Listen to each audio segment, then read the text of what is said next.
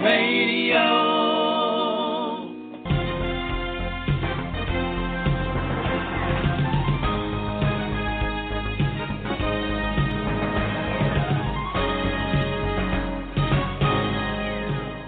Hello and welcome to our kind voice of employment, opportunity, and innovation. I'm your host, David Levins, and tonight I am very pleased to have Steve McLeod with us. Steve, together with his wife, Lori Medlin, have created what they call the Salad Box, which is essentially a self-contained ecosystem, a hydroponic ecosystem within a shipping car.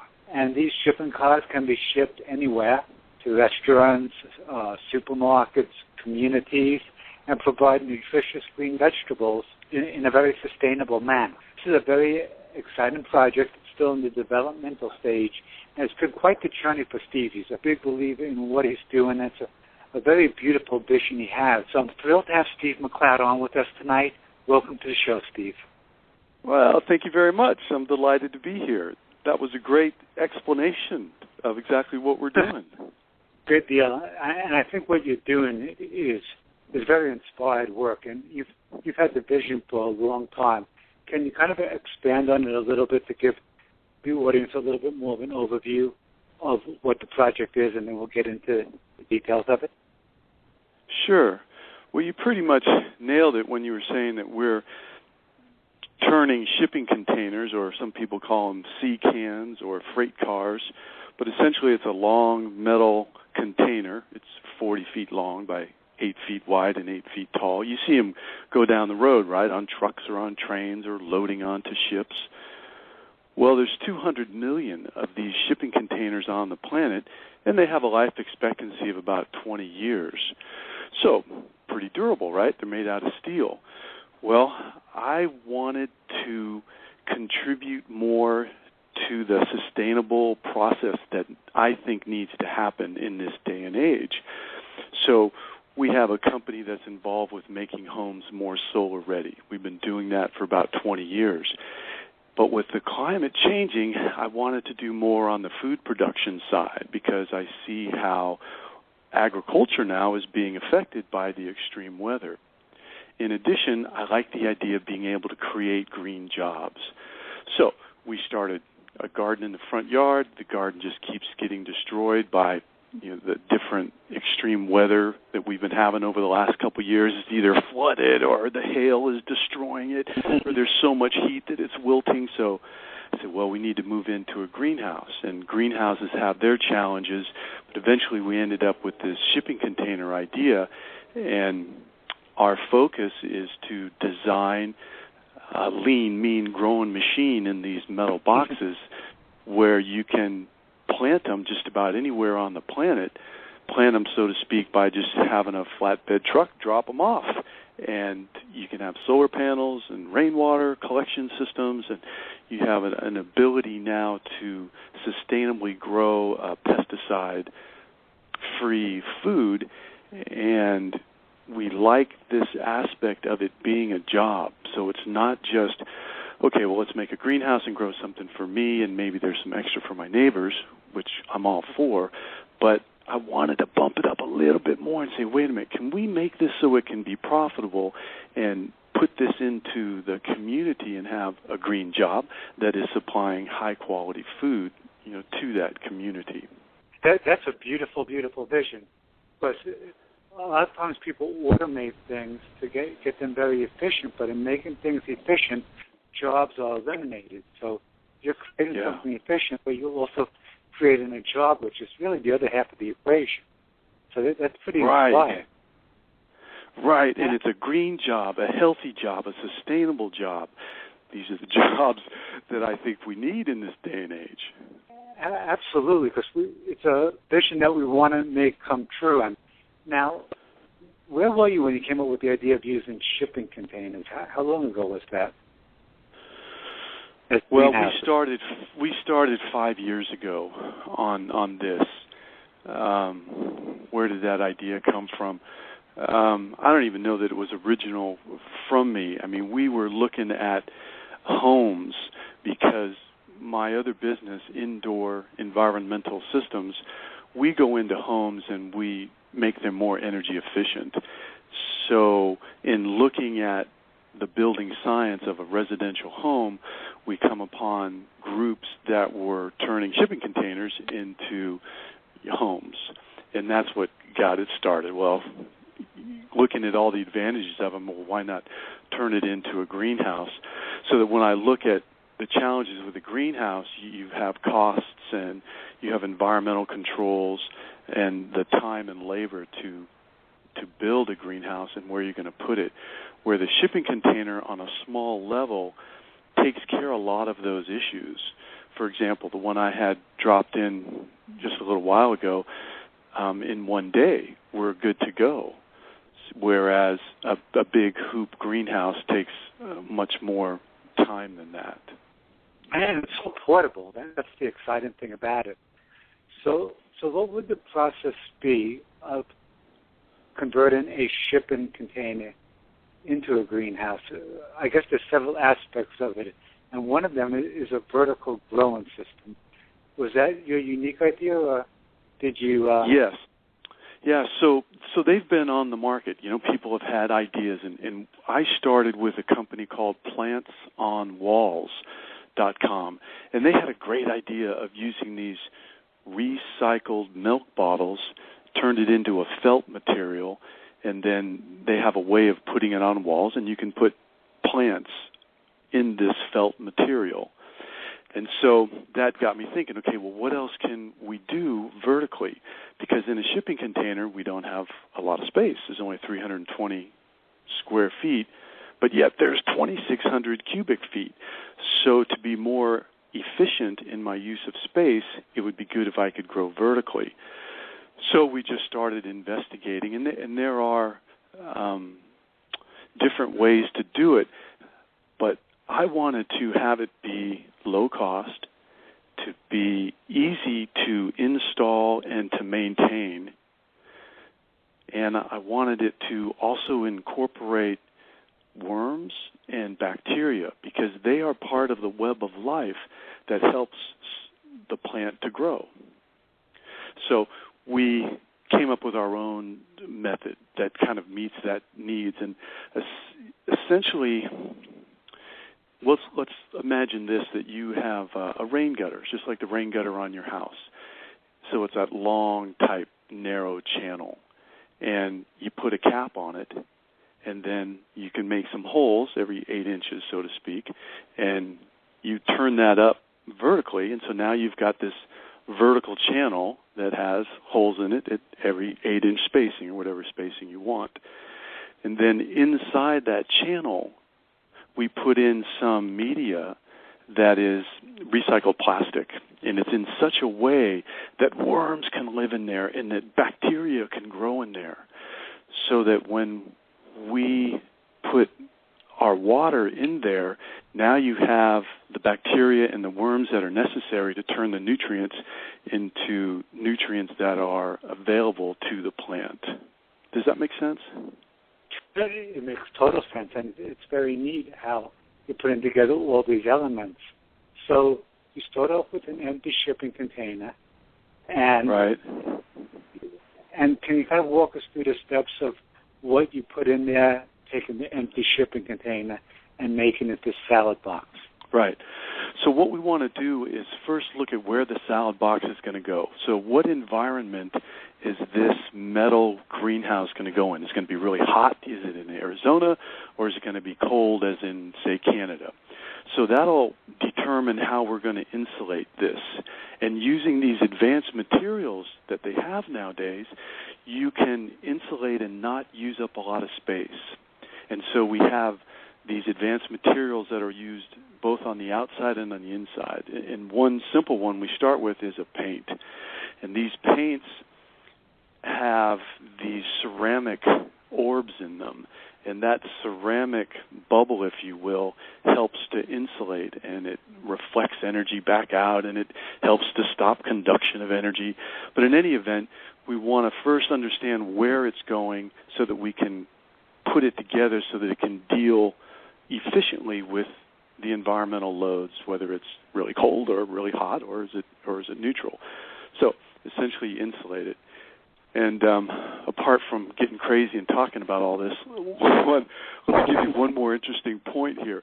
Is there's a company called Alcoa, and for a number of years now, I think it's about 10 years, they have a coating that you can put on surfaces. And in our case, we put it on aluminum, and we can wrap the outside of the shipping container with this thin aluminum. But the beauty of this is that when the sun hits this aluminum, it creates a free radical that oxidizes nitric oxide. Well, nitric dioxide, is one of the greenhouse gases. So now you have this surface that's actually sequestering or oxidizing or removing greenhouse gases. So this is just a really exciting part of the science of putting this shipping container together, because I want it to be sustainable, but if it's going to help sequester greenhouse gases or remove greenhouse gases, well, fantastic. What a nice benefit that is. It's very neat how your background preparing houses for solar energy fit right into this process. Yeah, because we want to use building science and modern technology to create an efficient environment. And so we have more cost up front, but we have a product now that's going to be very dependable, very durable, very efficient for a long period of time. And that's how we want to use building science. So on the shipping container, we'll figure out how we're going to do the outside shell. Here in North Carolina, all I have to do is put on this insulating paint, and I'm good to go. So then on the inside, on the walls, we erect these vertical channels. So if you could imagine, say, a curtain of those house gutters, if you will, and it goes around the perimeter of it, and then in the middle you have another row of channels that are holding the lettuce. So inside we have essentially all the exterior surface and some of the interior surface growing lettuce, and you're able to harvest 800 heads of lettuce a week. Wow. Only 320 square feet. That's phenomenal. Wow, that's very exciting. And you also used a very interesting term that I've never heard before. I read it on your Kickstarter campaign, building science. Yeah, so building science is just looking at the whole picture, if you will. So you could call it a holistic approach. And I want to understand what elements is this building going to come up against, and what's the best way to deal with them. So, for example, here's some building science called stack effect. So in a home, say it's a two-story home, you're going to have a dynamic where warm air wants to rise. And so that warm air on the first floor, say it's 75 degrees is what you keep your thermostat set up, but yet up at the ceiling it's a little bit warmer. It's about 78. Well, that warm air wants to go up the stairs and go up to the second floor and go out the attic. So it's called stack effect, and it's this movement of warm air. Well, it's an interesting dynamic in that if you have warm air going out the top of your home, then you have to have air coming in somewhere to make up for that air. Well, in most cases it comes in with homes that have basements or crawl spaces, it comes in from that area. And in my climate, or my geographic location here in North Carolina, we have these crawl spaces that are just swamps, man. They're loaded with bugs and mold. And so that's where most people are getting their fresh air from. So looking at building science, we're going to say, you know what? We know some physics. We know that warm air rises. So what impact does that have on this two-story building that has all these holes in it? It has holes for the dryer exhaust and for the bathroom exhaust and the stove exhaust. It has holes where all the plumbing and the electrical and the HVAC are. Well, these homes are porous. So what dynamic is happening? So that's an example of building science, is to kind of incorporate physics with, technology and try and be more aware of the cause and effect results that we get when we build a structure. Wow. So you're using physics and technology as a tool to create the result you want to get. Yes. And so in the South, excuse me, I'm all excited. But here's another one. So in the South, you have all these homes with Spanish tiles. Well, the Spanish tiles are great for a number of reasons in a high, hot climate. Well, this Alcoa product, they are now coating those ceramic tiles so that it helps oxidize the greenhouse gases. So there's another example of building science in that you have these tiles just sitting there on a roof. Wouldn't it be nice if they would do something, right? Let me have products that do more than just one thing, and that's an example.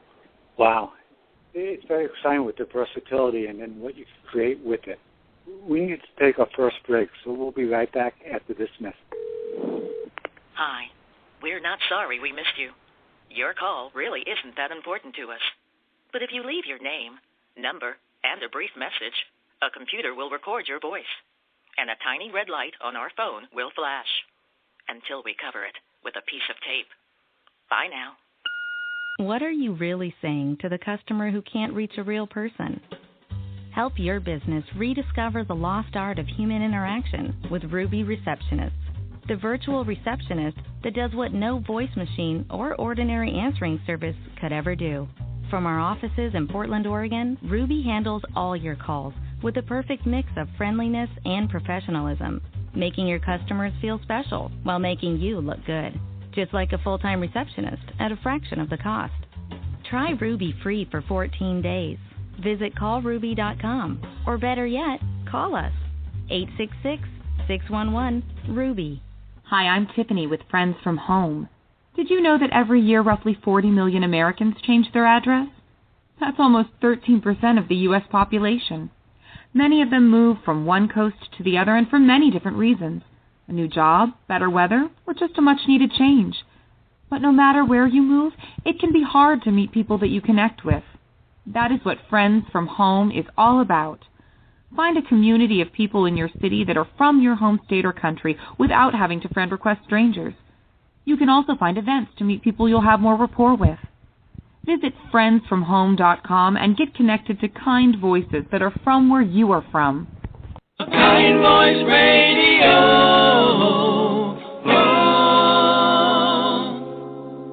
And welcome back to Kind Voice on Employment, Opportunity, and Innovation. I'm here with Steve McLeod, and we're talking about the salad box he's creating and how he employs his time on this innovative project to create these wonderful opportunities. Welcome back, Steve. Thank you. Thank you much. So you were talking a little bit about Alcoa. I sense that you don't just use the products that are out there, but you talk with some of your suppliers to see if they could to customize things for what you're creating. I wish it was. You know, I'm not that big. I don't carry that much weight. So for me, it's more about what is going on out there and how can I incorporate it into what we want to accomplish with buildings. And I want it to be simple. I want it to be sustainable, durable, low maintenance.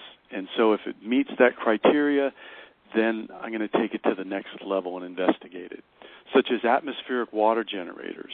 So we're working with a company now that is able to condense the moisture out of the air, filter it, and then it's there for your drinking pleasure. So, for example, they did a show in Vegas this summer, and in Vegas they were able to generate 500 gallons of water in a 24-hour period by just plugging in this machine, and then they take moisture out of the air. Well, we're incorporating that into the salad box so that now we have this purified water. We don't have to bring in our own plumbing, which is a big deal, say, in the South, California anyhow. And you can then sell it, as water. So here's another little revenue stream that we're injecting into the salad box to help this be a profitable green business for others. Wow.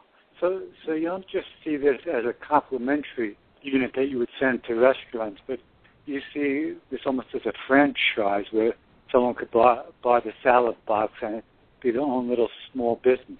Exactly. Franchise, or right now we're just looking at leasing them out. So if somebody wants to come on board, you just got to lease it, meaning you got to start sending me money each month. But I'm going to essentially tell you how much money you're going to be able to make because I know how much you're going to be able to grow. What variable is going to be different is how much are you going to be able to charge for that head of lettuce, that ounce of microgreens, that basil plant. And that's going to vary within different areas. And for many years, kind of up to where we are now, it has not been possible, but not been plausible for somebody on a small scale to grow enough food where the price will be low enough where you can compete with these monster-size gardeners or farmers in other areas. Like what I'm trying to say is in California, they're going to use land and machinery and harvest a ton of lettuce. So they can do it cheaper than what you could do it, in your own little greenhouse or in the salad box. But some things that are happening now is the darn climate's changing. And the agriculture is taking a beating because of the extreme weather. And I foresee this only getting worse. It's just common sense tells us that when you understand the science. So as it gets hotter, there's less water and it becomes more of a challenge. So I guess what I'm trying to say is that the shipping container at 40 feet long is where my business starts to show a profit. So now you're able to grow enough, like 800 heads, and you can get enough money so that you can be profitable in your business. Now, what are some areas in the country that would be more profitable to take the salad box to? Good question. And what we have found is that the average meal, get this, travels 1,500 miles before it gets on your plate. Okay, well, the problem with that is that the food is not as fresh, doesn't taste as good, has lost some of its nutritional value, has a high carbon footprint. So there's a real need and a benefit to have local producers. So, for example, I supply the local Whole Foods market, and it's a 7-minute drive for me. And so I harvest in the morning, and bam, they've got it Friday afternoon, and then all those that shop on the weekend have the most delicious lettuce. And essentially just because it's so darn fresh, it just has a huge difference. So what we're finding is that the whole food market is extremely supportive of what we're doing. They support the local farmer. So they are all on board with this. They've come out twice, and they've checked out my place. They're interested in giving us a loan. They like the idea of, you can grow for us, and we'll sell your product. They get it that this is an issue of security as well as flavor and nutritional value. So in answer to your question, I don't know a place where they cannot go right now and essentially be profitable, assuming we can get $1.50, $2 per head on the wholesale. It's easy to do it on the retail. On the wholesale, that's the bugaboo, so to say. That's where we have to hit it, and that's what we're working on. Interesting. And in your Kickstarter campaign, you mentioned they tested the products at Whole Foods, comparing it with other products. Well, the testing was really simple, right? So it's me and my darling daughter, and we go on in there and we set up our little stand in there, and we ask people if they'd like to try some local lettuce and microgreens. And there's no competition because this lettuce is so fresh, and it just has a great flavor profile to it. We're using a Salanova type lettuce, but essentially we go on in and say, would you like to try this? And people say yes, and then they try it and they like it. But what we wanted to do was increase the flavor profile and the nutritional value of lettuce. So we have added a microgreen combination to it. And that's been exciting for us to go on out to the marketplace and say, hey, would you like to try some microgreens? Because now people are saying, microgreens, what is that? So we've got something new. And essentially the microgreen is a plant that's 2 weeks old. And then you're able to harvest it. It has a couple of green leaves on it. But get this, we add arugula, cress, clover, dill, fenugreek, mustard, radish, all of those little plants we add to our what we call salad box that we're selling in the store. And it's a 5-ounce box that you get in the lettuce area. So we mix our lettuce with these microgreens, and we change the dynamic of it, I believe, because now it has so much more flavor and so much more nutritional value. And so that's what was a big deal for us, to get on in there and say, hey, give this a try, and have people try it. And it's just great.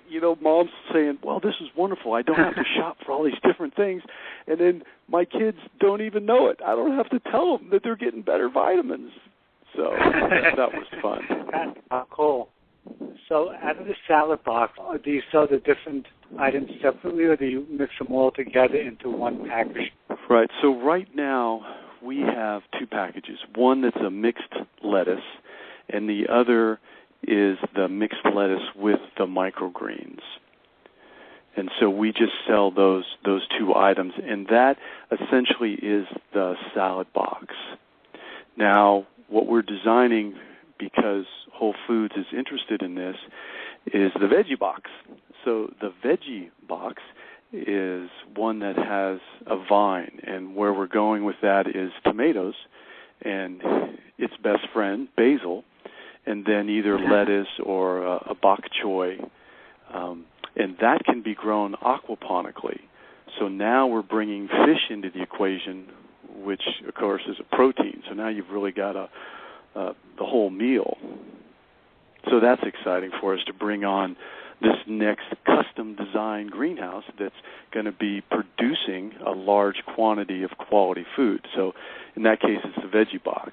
Wow, it's very fascinating stuff. So how much produce does it produce each day? Well, right now we're at 800 a week, and we'll do a harvest twice a week. So that's quite a bit. 800 a week.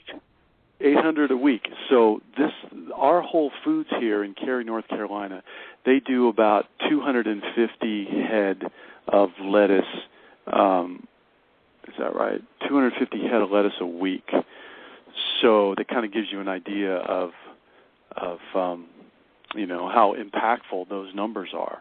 So meaning that we come in on Friday and we give you 400 boxes, come back on Tuesday and give you another 400 boxes, and your neighborhood has access to some fresh lettuce. Wow, this is very, very exciting stuff. So we need to take another break, and we'll be right back after this message.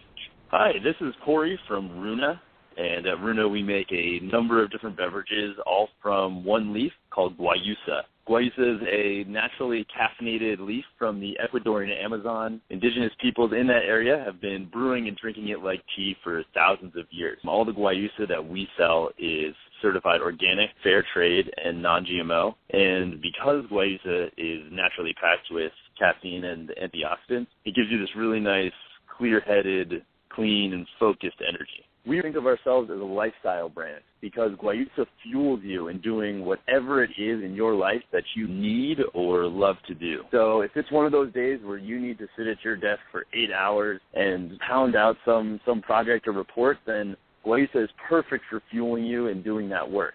Alternatively, if it's a beautiful day out and you're going to do yoga in the park or you're going for a bike ride in the woods, then guayusa is perfect for fueling that as well. It gives you this amazing, full-body, wholesome energy and helps you feel fully alive. And that's why we call our company Runa. Runa is a Quechua word that actually means fully alive or fully living human being. We're sold in natural, organic food stores across the country. We're also in Whole Foods nationwide, and you can always find a store near you on our website with our store locator at runa.org. go out to a store near you, grab a box or a bottle or a can, and crack one open and try one today. He went without food, not to lose weight, but to help people lose generations of hate. While many around him rose up with violence, he sat down for peace. When others used religion as an excuse for war, he used it to remind them of love. Mahatma Gandhi made the world a far better place by reaching out with the strength he cultivated within his soul. Soul, pass it on. From the Foundation for a Better Life at values.com.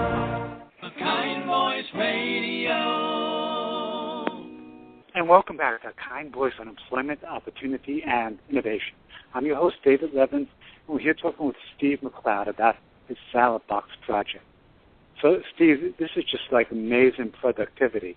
How long would it take you to put together the first prototype of a salad box in a shipping container? How long would it take to put together? So it takes about a month to assemble everything, and that includes the plants that are in the system and ready to go. So what we did here was build a greenhouse that's approximately the same size as a shipping container. Then I went through the progress, the challenges of building the vertical system. So we got the vertical system growing, and then we have it hooked up to aquaponics. And aquaponics is simply a process where you feed the fish, and the water that are there with the fish, they feed the plants. And so it's that closed-loop system. And that's what I have in that greenhouse is an aquaponics system. And what we did next was then get into Whole Foods and get that whole process working so that we're doing the packaging, the shipping, the labeling, as well as the germination and the harvesting. So we have the whole process understood. And then I launched the Kickstarter campaign and essentially said to society, here we are with our experiment. Does anybody want to give us a pat on the back and say what they think? Is this a good thing or not? And if so, will you send us $1 or whatever you can donate? And we got a lot of good feedback from that, even though we did not reach our goal of 15,000. So where we're at now is applying for a loan for Whole Foods, and it looks like they're going to approve that, and then we'll move forward on finishing up the prototype. So Whole Foods is really the perfect partner for this because they give you a distribution system. Once you get the prototype finished, then do you see mass producing these salad boxes? What is the plan there? Yes, it is. Two things there. One, Whole Foods has been fantastic. So I went down to Whole Foods, my local, and I'm talking to the store manager, Danny Thomas, and he's great. He's all about sustainability, local food, non-GMO, pesticide-free. He gets it. And so I told him, I said, well, look, I've had this laboratory in my backyard for 4 years. We've been experimenting with aquaponics and different growing systems, and I'm ready to go small commercial. And I'm crazy enough to think I can put it in a shipping container. Danny, would you buy my product? And Danny's like, yeah, are you kidding me? That's fantastic, man. Whatever you produce, we'll buy. And if this thing works out, you can go to another store and another store. They have some 370 stores. And right now from Whole Foods, all I'm getting are green lights. So what we're looking at doing is building these, and we can build them here on site. And I have the personnel because I have the crew that right now goes out and makes homes solar ready. We do things with the crawl space and the air ducts and the attics. So I have the manpower to do it right here on site. So great. We'll go ahead and put these together, however somebody wants them designed relative to their environment and what they want to produce. And then we can go ahead and stock them. That's kind of a beautiful thing, is that we can have the plants in them and ready to go, and then we ship them out, and they can go really anywhere in the world. It takes about a week to go across the country. And then we fly on out, and you have a couple days there, about 3 days, where we train the individuals on how to do the seeding, the germination, the transplanting, the harvesting, the packaging. And right now what's so exciting is, one, is Whole Foods is so into this. So we look on a map where the Whole Foods stores are, and that's kind of an area we want to target because we know that they've done their homework, and there's a population around the Whole Foods stores that is of like mind, right? They want to have good quality food also. So that's a good place for us to start. And then the other is restaurants. Restaurants love the microgreen and the fresh produce, and there's a restaurant in every other corner. Do you see yourself having a relationship with Whole Foods and other individuals buying it and making their own relationships? Or do you see them all individually owned? We can lease them to individuals. They can buy them, and we want them to be successful, and we already have a communication going with Whole Foods. So it's not such a big deal for me to get hold of the vice president and say, okay, we want to talk to the store manager in Wichita. What's his name? Do I have your approval? Let's chit-chat with him about setting up a salad box wherever. And that's part of the challenge, too. Is that salad box, is it going to go in the parking lot? Is it going to go in a field? Is it going to go in somebody's backyard? Where are we going to park this monster? And so that's how we see the process unfolding. So a small businessman would make an investment in the salad box, and you would connect them with a Whole Foods store or another partner where they could serve their partner? Yes, exactly. And here we have 4 stores, and so our product can go right to the distribution center, and then they take it out. And the beauty of selling wholesale is that now the owner of the salad box doesn't have to spend his time at a farmer's market or wherever trying to sell his stuff, just a one-stop drop, and now he can go back to his work. And the work is not excessive, so it takes less than 30 hours to manage the salad box. So it's not all the labor intensive. Yeah. Somebody good is about 20 hours. It depends on the harvesting and how they're set up. But I've set these up so that ergonomically they flow really well. And that's an interesting challenge because we don't want to have bugs in the system. We're not going to use pesticides. So how can you keep the doors closed, so to speak, so that insects don't get in? As well as how do we set it up so that it's efficient to harvest and get the product and get it on out of there. So it's interesting to look at that whole ergonomic production flow with the salad box. And is the plan to roll these out slowly to make sure everything works according to plan before you go into mass production? Yeah, sure is. No delusions of grandeur here. We we're limited by financing, right? So we're just kind of putt-putting along here. So we did the Kickstarter, and now we're looking at the loan. And that's exactly right. Is I'm going to bring it on right here. We're building it right here so that now I can quadruple the amount of product I have for Whole Foods. So what we're planning on doing is being successful in duplicating ourselves. Wow, it sounds like you got a great plan. We need to take a final break, and we'll be right back after this message. Hi, I'm Claire Bloom, and I started End 68 Hours of Hunger to put bags of food in the hands of local children who have little or nothing to eat for the 68 hours between the free lunch they get in school on Friday and the free breakfast they get in school on Monday. Our vision is to end childhood hunger in America one school at a time, and that's how we operate. We start programs wherever we have 2 volunteers in a community who are prepared to step up and take responsibility for running the program, and we grow from there. Today, we're feeding 900 children each weekend in 29 communities, and we're growing. If you're interested in starting a program in your community, please visit our website at www.end68hoursofhunger.org and click on the tab at the top of the page that says FAQ. Everything you need to know about starting a program is there, including videos on how to talk with groups, how to set up your space, and even what kind of food to include in the bags. Feel free to reach out to me. You've seen the paintings. The Thanksgiving turkey being served at Grandma's. The weathered farmer sending his baby-faced son off to college. Now be sure and write. The wise police officer sitting at the soda bar, talking a young boy out of running away from home. Where are you going? Norman Rockwell didn't create the best in us. He just inspired the best. Inspiration. Pass it on. From the Foundation for a Better Life at values.com.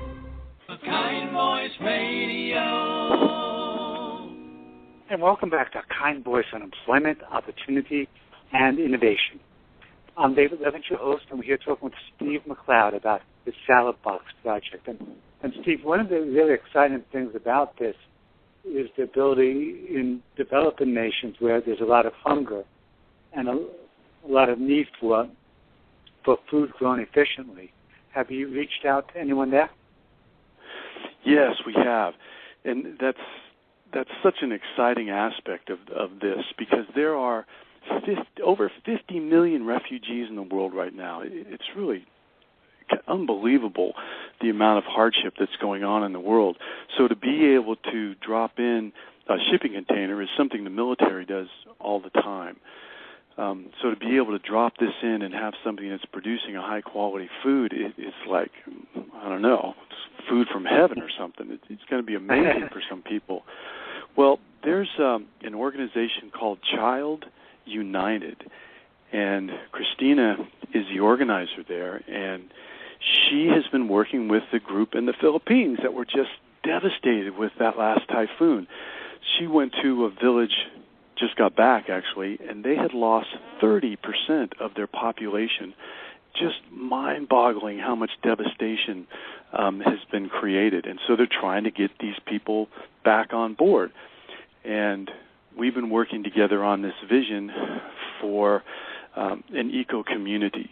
How can we build something that's sustainable? And the need is there because they get 12 typhoons a year to some extent.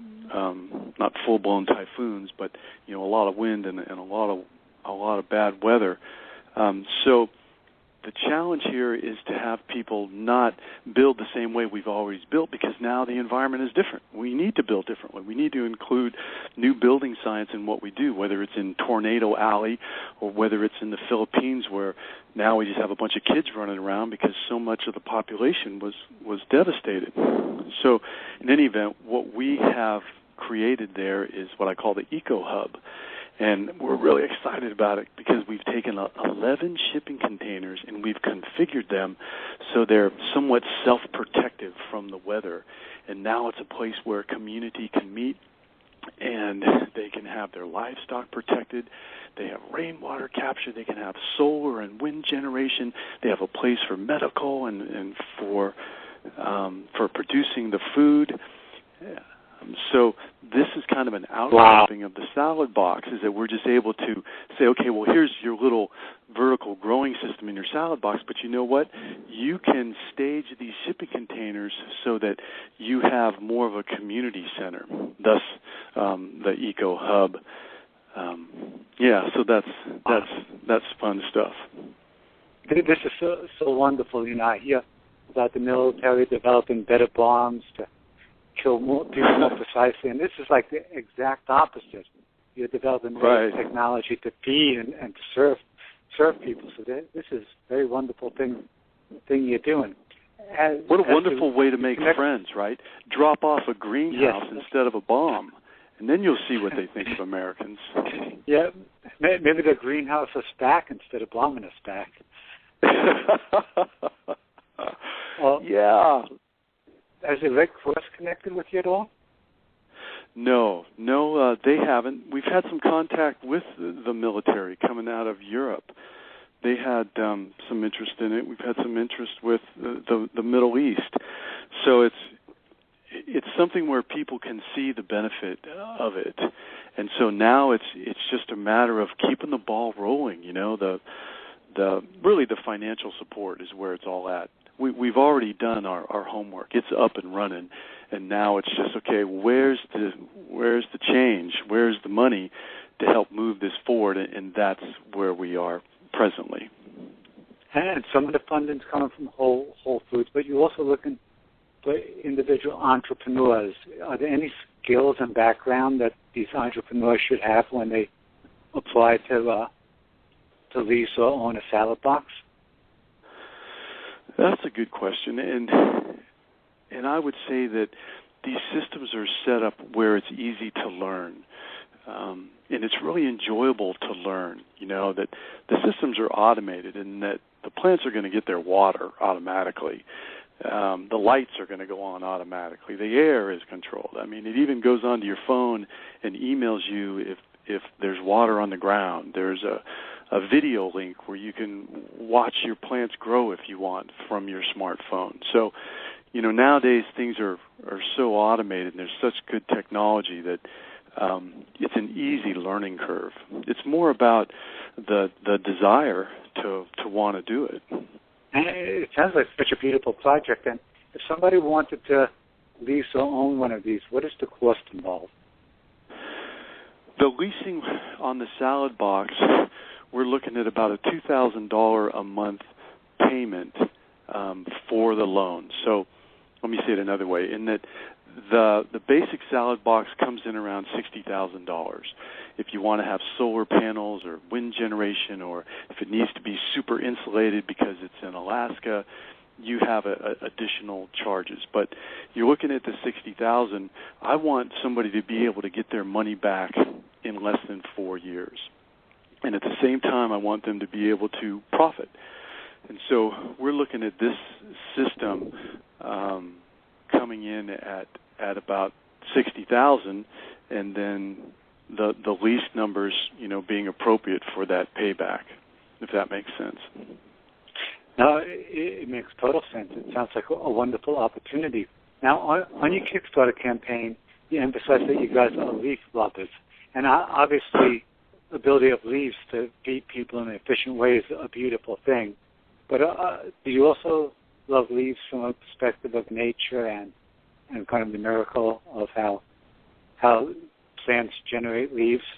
That was pretty deep there, David. So let me see if I got that. So are we leaf lovers more than just what they can give us in cash? Yes. Yeah, we sure are. Always have been. As a kid, my parents had our home in San Francisco, and we had the only trees on the block. And so we were hugging trees and making tree houses with fireplaces, which is not a good idea for 10-year-old kids to be doing, by the way. Have a tree house with a fireplace in it. But yeah, and how we started here was we wanted to... Let me just say that there's a lazy bone in my body. So when I look at my lawn, I'm like, okay, this is crazy, man. What's up with this lawn and the mowing and the carbon footprint and all that? Can't we turn this into a garden? So I've got a garden in my front yard. And what we did there was make a nice pond. And it's interesting because when you build a pond or a water source outside, Mother Nature comes a-running. So the bugs, the insects, the frogs, the snakes, the raccoons, the cranes, all that starts to happen. So being a leaf lover essentially means that you're a lover of nature, and you have an understanding that we need to be in a place of stewardship, no longer just taking all the resources for cold, hard cash. Now it's like, how can we manage this and work within the web of life? And being a gardener gives you that insight. It gives you the insight of, what's going on in the dirt. Wow, there's bacteria in here. There's bugs in here. What are they doing? How are they interrelating with the plants? For example, the roots of a plant will put out sugars to attract worms because the worms are going to break down organic matter, and their waste is what the roots want to absorb for the plant. So it's so interesting to entwine oneself with nature and being a steward of nature, I think is what we have to do for ourselves and for our kids, because 80% of the population now is going to feel the wrath of Mother Nature as this climate becomes more extreme. And I believe it's important for us to do what we can. And being a leaf lover is part of that, so I say, leaf lovers, unite. Very, very cool. Now, have colleges and universities been interested in teaching about this or getting units on their campuses? Oh, it's another great question, another wonderful area to be developed by, fellow leaf lovers out there. And the Aquaponic Association, they have courses already set up for schools. So here's an idea. Somebody comes on board, they get the salad box, they set that business up, and such that they're hiring somebody else, and we have it factored in at $15 an hour. So you hire somebody to work your salad box for 20 to 30 hours, and you're still going to profit $500 a week from that. That's the business P&L that we're working on. So while your salad box is growing, why don't you go on over to the local schools and ask them if they want a dynamic new curriculum, one that includes physics, biology, science, all the different dynamics that go into dealing with fish and plants in a controlled environment. It is so exciting because can you imagine bringing in the knee-high kids, right? So we had a group come through here of 10 6-year-olds. They were so what's the word? They were so engrossed. Thank you. Their eyes were big. They were asking questions. They love it as they walk through our facility. So what you can do is have kids do one part of this indoor salad box work, and that salad box can be part of an overall garden at the school, and the produce that the kids are creating is what they eat at lunch. And so now they have this full understanding, and what I was trying to say is you can have the kids do what they can do. So the little kids are doing a little something, they're feeding the fish or whatever, and then the next grade comes in and they're doing something a little bit more advanced, and they're all helping each other learn and care for a piece of the school, care for a piece of Mother Nature, and seeing this whole thing evolve, and that here they are working at their first period, and then at lunch they're able to eat something that they grew.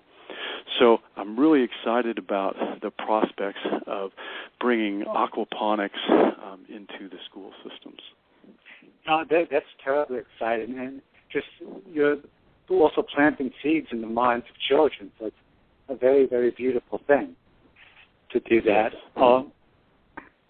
Now, you talk a lot about all these variables in nature, and you're interconnecting them so well. Is that your educational, or are you self-taught? Self-taught. When I got out of high school and I decided I didn't want to go into the military, I eventually got into welding. And I was in that for many years, till about 30 actually, working in different aspects of it, the nuclear and the military and offshore oil. And then I went to Santa Barbara Community College and was in marketing and communication. But because of the challenges that I faced physically with welding and all the smoke and the heavy metal poisoning and all this crazy stuff, I started to get on the health wave, right? So I've been studying essentially how to heal yourself through food and exercise and thought for a good 20 years of my life. I'm completely convinced that we are what we eat, what we drink, what we think in our actions. Wow. No, that's very true. It's a very organic theory too, so it all fits together beautifully. So, Steve, if someone's interested in either partnering up with you, or buying a unit, or just finding out more information, where can they get in touch with you? Do you have an email address or location you could give out? Yes. So our email is IES, S as in Sam, at NC, as in North Carolina, .rr.com. So IES at nc.rr.com. Our phone is 234-9802. And the website is leaf-lovers.com. And we're just about to upgrade that to include all of this salad box stuff. Right now, the leaflovers.com is more about our urban farm and what we've been doing, which is kind of a fun, organic little story. But now we're kind of going, harder as we change over to the salad box. Well, it sounds like everything's an evolving story, so it's very exciting stuff. And very much appreciate you coming on tonight. Thank you so much. Oh, thank you for the opportunity. I think it's important that we all communicate about our health and the planet right now. Good, yeah. It's a wonderful example what you guys are doing, so I wish you the best of success with it. Oh, I love that. Thank you, David. And that does it for this episode of A Kind Voice on Employment, Opportunity, and Innovation. I'm David Levins, asking you to go out and use your kind voice to make a positive difference in somebody's life. I hope you all have a terrific night.